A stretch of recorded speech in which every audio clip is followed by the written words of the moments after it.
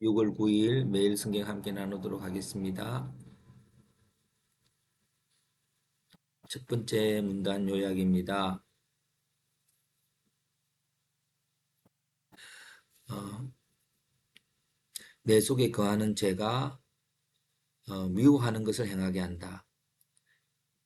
어떻게 해요? 죄가 내가 원하는 것을 행하지 않고 미워하는 것을 행하게 한다고 했습니다. 육신에 선한 것이 거하지 아니하므로 원함은 내게 있지만 선을 행하는 것은 없으면 나는 안다. 나는 안다. 무엇을? 선을 행하지 않는 것을. 그렇지만 선함, 원함, 선함에 대한 원함, 그 소망은 있다는 것을 안다. 나는 깨달았다. 무엇을? 속 사람은 하나님의 법을 즐거워하지만 제 법으로 나를 사로잡아 오는 것을 봅니다. 내 지체 속에 다른 법이 내 마음의 법과 싸워서 하는 것을 깨달았습니다. 마지막 마음으로는 하나님의 법을 섬기고 육신으로는 죄의 법을 섬기는 사망을 향한 자로서 나는 예수님으로 말미암아 하나님께 감사드린다. 자, 여기에서 다시 이 전체 주제를 두 관계의 법이라고 보았습니다. 왜냐하면은 육신의 법, 그러니까 요 본문 안에 하나님의 법을 죄의 법을 섬긴다.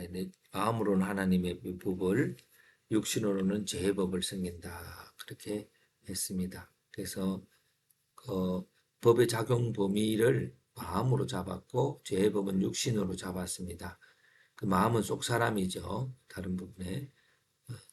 법을 대하는 태도는 하나님 법을 원하는 것이고 미워하는 겁니다. 하나님 법은 내가 그 결국 법을 대하는 태도는 내가 원하는 하나님의 법을 행하지 않고 죄의 법을 행하는 것이고요. 미워하는 죄의 법을 행하게 된다고 말했습니다. 이 본문에 있는 단어들을 그대로 무슨 이렇게 바울이 말한 그 본문에서만 이렇게 하기 때문에 또 다른 것 전체적인 것과 또 그 단어상 오용이나 이런 것들 정확한 더 좋은 단어가 있을 수 있겠습니다만 오늘 이 본문 안에서 그리 적습니다. 법의 상호 관계는 마음은 선을 행하고자 하지만 죄의 법으로 간다고 하는 것이 그 두 법의 관계입니다. 이걸 다시 이제 좀 나열했습니다.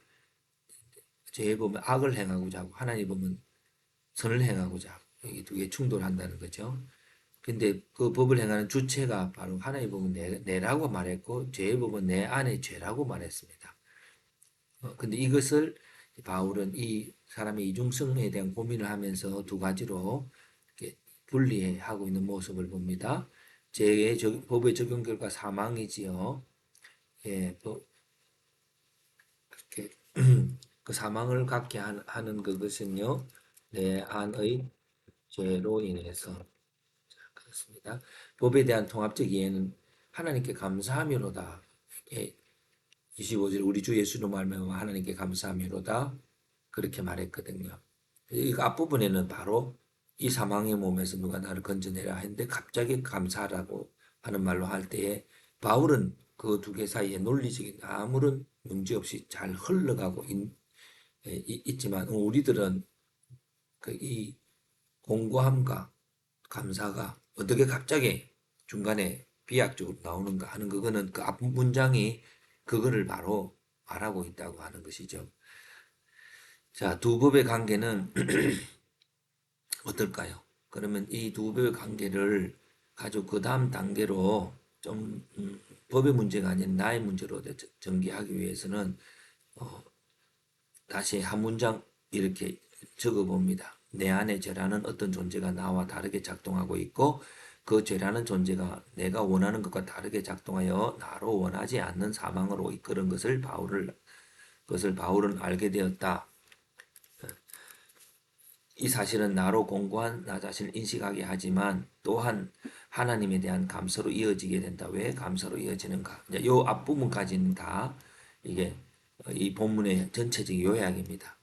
인공지능 시대 때 인공지능과 함께 하려면은 그 인공지능이 그 다음에 창조적인 어떤 작업을 하기 위해서는 그 이전의 문장을 구조적으로 잘 말해 주어야 합니다.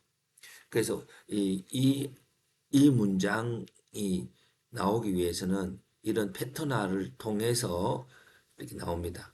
물론 이렇게 패턴화를 하지 않아도 우리가 이 앞에 문장을 잘 적을 수 있겠지만 이렇게 패턴화를 하고 구조화를 하면 이렇게 글 쓰기가 굉장히 쉽습니다. 그런데 그 글이 어떻게 하면 그 다음 단계로 이렇게 넘어가서 이것이 내 마음에 부닥칠 수 있는 주제로 다시 재구성될까 할 때에 오늘 잘 안 돼서 챗GPT를 활용했습니다.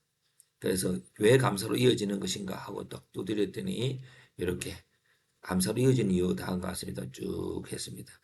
이거는 잘했다 못하기 전에 어떤 것은 맞고 어떤 것은 틀리고 뭐 그렇기 때문에 여기서 내가 찾을 수 있는 거 한 가지 내지 두 가지 정도를 찾을 수 있으면 도움이 된다고 봅니다. 저는 죄에 대한 인식과 변화라고 하는 이 사람의 인공지능의 단어를 가지고 이제 죄에 대한 인식과 변화라는 주제로 다시 재구성해 보았습니다. 죄에 대한 인식의 과정들은 아까 말했듯이 율법을 즐거워하지만 지키지 못한 죄성을 발견하고 근데 그 죄성으로 말미암아 내 안에 있는 두 가지 존재를 인식하게 되고 그리고 나 자신에 대한 공고한 어, 마음으로 갑니다. 그래서 그 공고한 마음으로 가는데 이 문제에 하나님에 대한 감사를 나의 공고함으로 하는 것이죠. 근데 공고한 자신에 대해서는요, 이 부분들이 바로 공고한 자신에 대해서 설명을 하고 있는 거게 되겠지요. 그래서 율법을 지키지 못하고 있는 공고한 자신에 대해서 감사하게 되는 게 요 앞부분 하나님을 즐거워하고 율법을 할 때에 요 부분들은 남는 거예요. 이렇게 그래서 요 부분들을 다시 하다 보면 자 요것과 요것이 연결이 됩니다. 우리가 감사를 하는 것은 우리의 마음으로 하나님을 즐거워하는 그것을 받으시는 거죠. 그래서 이 부분들에 대해서는 어떻게 해요? 요 부분부터 먼저 할까요? 믿음을 받으신 하나님. 예, 하나님 왜 믿음으로 구원을 받게 하시는가 하는 그런 일들이 그냥 그런가 보다는 바울은 왜 믿음으로 구원을 받을 수밖에 없고 우리가 이렇게 공부할 때 왜 감사가 갑자기 되어지는가? 예, 그랬습니다. 그래서 그 부분들을 바로 오늘 이 구조 속에서 발견하게 되는 거죠. 그래서 결국은 공고함 가운데 드리는 예배라고 하는 우리의 모순적이지만 예배 제목은 감사함이지만 공고함의 상황은 율법을 지키지 못한 절망이지요. 근데 그 절망이 그리스도로 인하여 하나님을 즐거워하는 마음이 생기는데 오늘 본문은 그리스도의 순종과 죽음을 말하고 있지 않습니다. 그랬었지만 오늘 이제 감사라고 하는 그 앞부분에 계속 그린 것들이 예수 그리스도에 대해서 마음이 나오기 때문에 죽음을 해결하셨던 부분은 이렇게 되는 거죠. 이렇게 해서 채워져서 연결을 해봅니다. 요것과 요것이 다 연결이 되고요. 그럼 남는 건 하나님이 즐거워한 그 오리지널한 의도가 났습니다. 그 의도를 우리는 뭐라고 하면은 믿음이라고 하는 거죠. 하나님, 나는 뭐 어찌를 하기를 원합니다. 하고는 그 믿음이 그 그리스도 인하여서 이루어지는 거죠. 그래서 그 믿음으로 인해서 그 감사함이 주어지는 것이 아닐까 싶습니다. 그래서 이렇게 연결을 해 볼 수가 있습니다. 그것이 바로 하나님 왜 믿음으로 구원을 받게 하시는가라고 합니다.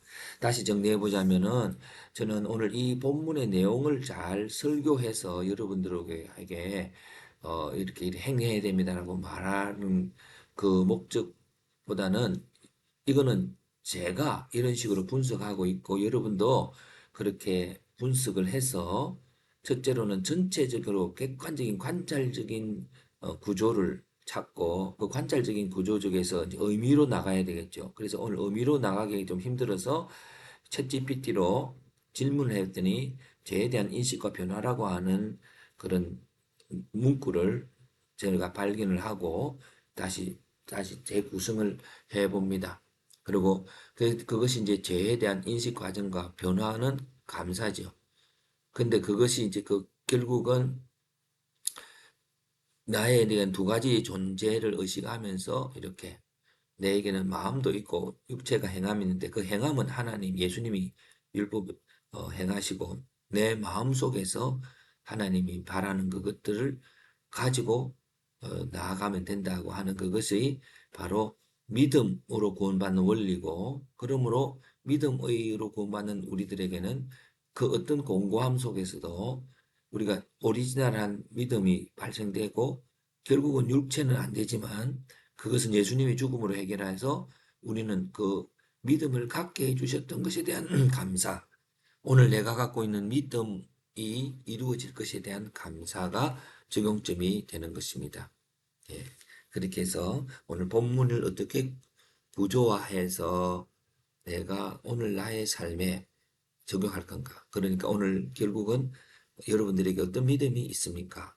그 믿음은 예수 그리스도의 은혜로 이루어질 것입니다. 라는 선포를 나 자신에게 해줄 수 있는 하루가 되는 것입니다.